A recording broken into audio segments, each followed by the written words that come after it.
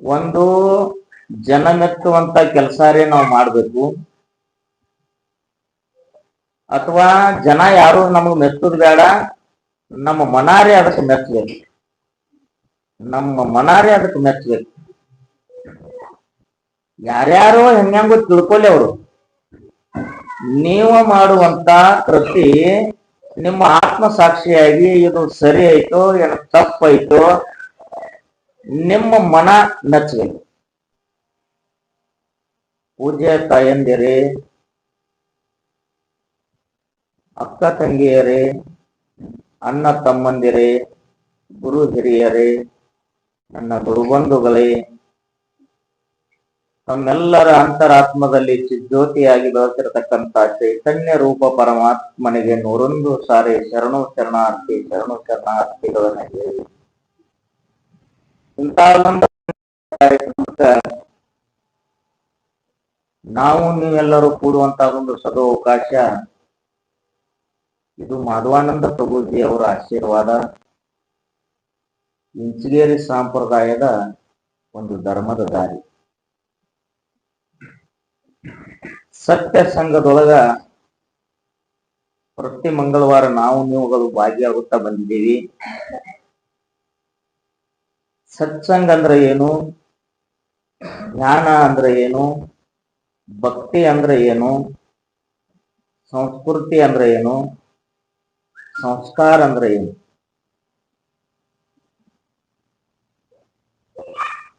ಸಂಸ್ಕೃತಿ ಎಂಬ ಶಬ್ದದಲ್ಲಿ ಕೃತಿ ಅಂದ್ರ ನಾವು ನೀವುಗಳೆಲ್ಲರೂ ದಿನನಿತ್ಯದಲ್ಲಿ ಮಾಡ್ತಿರ್ತಕ್ಕಂಥದ್ದು ಕೆಲಸ. ನಾವು ಮಾಡುವಂತ ಕೆಲಸ ಒಳ್ಳೇದಿರ್ಬೇಕು, ನಾವು ಮಾಡುವಂತ ಕೆಲಸ ದೇವರು ಮೆಚ್ಚಬೇಕು. ಇಲ್ಲಿ ಮೆಚ್ಚುಗೆಯಲ್ಲಿ 2 ಪ್ರಕಾರಗಳದಾವ. ಒಂದು ಜನ ಮೆಚ್ಚುವಂತ ಕೆಲಸಾರೇ ನಾವು ಮಾಡ್ಬೇಕು,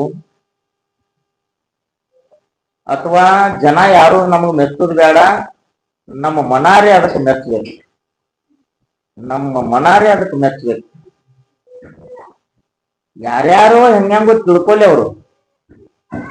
ನೀವು ಮಾಡುವಂತ ಕೃತಿ ನಿಮ್ಮ ಆತ್ಮಸಾಕ್ಷಿಯಾಗಿ ಇದು ಸರಿ ಆಯ್ತೋ ಏನೋ ತಪ್ಪಾಯ್ತೋ ನಿಮ್ಮ ಮನ ಮೆಚ್ಚಬೇಕು.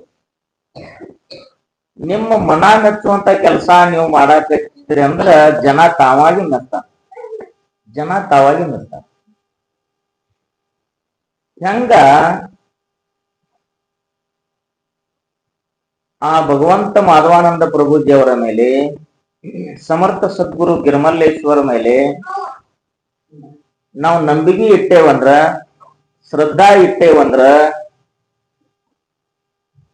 ಅವನ ಕರುಣೆ ಆಯ್ತಪ್ಪ ಅಂತಂದ್ರೆ ಎಂತ ಕಷ್ಟ ಕಾರ್ಪಣ್ಯಗಳ ಬಂದರೂ ಕೂಡ ಕೈ ಹಿಡಿದು ನಿಲ್ಲಿಸುವಂತ ಶಕ್ತಿ ಆತನಲ್ಲಿ ಆ ಶಕ್ತಿ ಐತಿ. ಹೆಂಗ ಅಂತ ಕೇಳಿದ್ರ,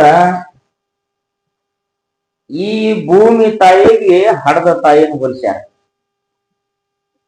ಒಬ್ಬಕ್ಕಿ ಹೆಣ್ಣು ಮಗಳನ್ನ ಭೂಮಿ ತಾಯಿಗೆ ಹೋಲಿಸ್ಯಾರ. ಈ ಭೂಮಂಡಲದಲ್ಲಿ ಹರಿಯುವಂತ ನದಿ ಎಟ್ಟದಾವ ಎಲ್ಲಾಕು ತಾಯಂದ್ರ ಹೆಸರೈತಿ. ಗಂಗಾ, ಯಮುನಾ, ತುಂಗ, ಕಾಳಿ, ಕಾವೇರಿ. ನೋಡ್ರಿ, ಯಾರು ಬಂದ್ರು ಆ ನದಿ, ಆ ಗಂಗಾದೇವಿ ಯಾರಿಗೂ ದಾಡನಾಗಿಲ್ಲ, ಸಮಭಾವದಿಂದ ಅದಾವ. ಹಂಗ ಕೂಸು ಎಟ್ಟೆ ಕಾಡಿದ್ರು ಸಹಿತ ತಾಯಿ ಸಿಟ್ಟು ಮಾಡಂಗಿಲ್ಲ. ಅಕ್ಕಿಯಲ್ಲಿ ಹಿರುವೆದ ಗುಣ ಇರ್ತದೆ. ಹಂಗ ನಾವು ತಾಯಿ ಕೊಡುವಂತ ಸಂಸ್ಕಾರದೊಳಗೆ ಇರಬೇಕು, ತಾಯಿ ಕೊಡುವಂತ ಒಂದು ಸಂಸ್ಕೃತಿಯಲ್ಲಿ ನಡಿಬೇಕು. ಜನ ಮೆಚ್ಚಲಿಲ್ಲ ಅಂದ್ರೆ ಮನ ಮೆಚ್ಚುವಂತ ಕೆಲಸ ನಾವು ಮಾಡಬೇಕು ಅನ್ನೋದಕ್ಕ ಒಂದು ಉದಾಹರಣೆ ನಿಮ್ ಮುಂದೆ ಹೇಳ್ತೀನಿ. ಭಕ್ತಿಯಲ್ಲಿ ಎಂತ ಶಕ್ತಿ ಅದ, ನಾವು ಧ್ಯಾನ ಮಾಡೋದ್ರಿಂದ ಎಂತ ಲಾಭ ಅದ. ದ್ವಾಪಾರ ಯುಗದೊಳಗ ಕೃಷ್ಣ ಪರಮಾತ್ಮ 16,108 ಮಂದಿ ಹೆಂಡ್ರು. ಈಗ ಸದ್ಯ ಕಲಿಯುಗದಾಗ ಯಾರಿಗಿಬ್ಬರು ಅದಾರ, ಯಾರಿಗ 3 ಮಂದಿ ಅದಾರ. ಒಬ್ಬರನ್ನ ನೋಡ್ಕೊಂತ ಬಹಳ ಕಠಿಣವಾದಂತ ಕಾಲ ನಡೆದೈತಿ. ಗಂಡ ಒಂದು ಮಾತಾಡ್ಬಿಡ್ರೆ 10 ಮಾತಾಡ್ಬೇಕಾಗ್ತ. ಅದರಂತೆ ಮಡದಿಯವರು ಉಳಿದಿಲ್ಲ, ಅದರಂತೆ ಪತಿಗಳು ಉಳಿದಿಲ್ಲ. 16,108 ಮಂದಿ ಕೃಷ್ಣ ಪರಮಾತ್ಮಗ ರಾಣಿಯರಿದ್ರು ಕೂಡ ಸತ್ರಾಜಿತ ರಾಜನ ಮಗಳು ಸತ್ಯಭಾಮನಲ್ಲಿ ನಾ ಅನ್ನುವಂತ ಅಹಂಕಾರ. ಇಷ್ಟು ಮಂದಿ ಪರಮಾತ್ಮ ಹೆಂಡ್ರದಾರ, ಅದ್ರೊಳಗೆ ಸಾವುಕಾರ ಚಂದ್ರ ನಾನ. ನಮ್ಮಪ್ಪ ಸತ್ರಾಜಿತ ರಾಜ ಶಮಂತಕ ಮನಿ ಕೊಟ್ಟಾನ ನನಗ ತವ್ರ ಮನಿಯಿಂದ ಬರುವಾಗ. ಶಮಂತಕ ಮನಿ ಒಂದು ದಿವಸಕ್ಕ 1.25 ಮನ ಬಂಗಾರ ಕೊಡ್ತೀವಿ. ಮನ ಅಂದ್ರೆ ಈಗ ನಾವು ಗೊತ್ತಿಲ್ಲ, ನಮ್ಮ ತಾಯಂದಿರಿಗೆ ಒಂದು 7-8 ಮಂದಿ ಮಾತ್ರ ಗೊತ್ತಾಗ. ಒಂದು ದಿವಸಕ್ಕ 1.25 ಮನ ಶಮಂತಕ ಮನಿ ಬಂಗಾರ ಕೊಡ್ತಿತ್ತು. ಹಿಂಗ ದಿನನಿತ್ಯದಲ್ಲಿ 1.25 ಮನ ಬಂಗಾರ ತೆಗಿತೀನಿ. ನಾ ಸಾವುಕಾರ್ತಿ, ಕೃಷ್ಣ ಪರಮಾತ್ಮ ಕುಂಡ್ರಂದ್ರೆ ಕುಂಡ್ರಬೇಕು, ಹೇಳಂದ್ರೆ ಹೇಳಬೇಕು, ನಾ ಹೇಳ್ದಂಗ ಕೇಳಬೇಕು. 16,107 ಮಂದಿ ಎಲ್ಲ ಒತ್ತಾಟಿಗೆ ನಾ ಒಬ್ಬಕಿನೇ ಒತ್ತಾಟಿಗೆ ಅಂತ ಸತ್ಯಭಾಮನಲ್ಲಿ ಅಹಂಕಾರದ. ಅವಾಗ ಸೂಕ್ಷ್ಮ ರೀತಿಯಿಂದ ಪರಮಾತ್ಮ ತಿಳ್ಕೊಂಡ, ನೀ ಎಲ್ಲಿ ಹೋಗಂಗಿಲ್ಲ, ನನ್ನ ಹತ್ರನೇ ಇರ್ಬೇಕಂತಿದ್ವಿ. ಹಿಂಗ ಜಗಳಾಡ್ತಿದ್ವಿ. ಜಗಳಾಡುವಾಗ ನಾ ಶ್ರೇಷ್ಠ, ನೀ ಶ್ರೇಷ್ಠ, ನಾ ಶ್ರೇಷ್ಠ, ನೀ ಶ್ರೇಷ್ಠ, ನನ್ನಲ್ಲಿ ಬಂಗಾರದ, ನನ್ನಲ್ಲಿ ರೊಕ್ಕದ, ನನ್ನಲ್ಲಿ ಬೆಳ್ಳಿದ, ನನ್ನಲ್ಲಿ ಎಲ್ಲ ಸಿರಿತಾನ ಐತಿ ಅಂತಂದಾಗ ನೋಡುನು ಭಕ್ತಿಗೆ ಇದಕ್ಕ ಹೋಲ್ಕೊಂಡು ತಿಳ್ಕೊಂಡು ಒಂದಾನೊಂದು ದಿವಸ ಪರಮಾತ್ಮ ತಕ್ಕಡಿ ತಯಾರು ಮಾಡಿದ. ತಕ್ಕಡಿ ತಯಾರು ಮಾಡಿದ ಸತ್ಯಭಾಮಾಗ ಮತ್ತು ರುಕ್ಮಿಣಿಗೆ ಹೊಟ್ಟೆ ಹೊಂದಿದ್ರು. ರುಕ್ಮಿಣಿಯನ್ನು ನೋಡಿದಂದ್ರ ಹಿಂಗ ಉರಿ ಗೊಜ್ಜದಂಗ ಮಾಡುದು ದೃಷ್ಟಿದಿಂದ.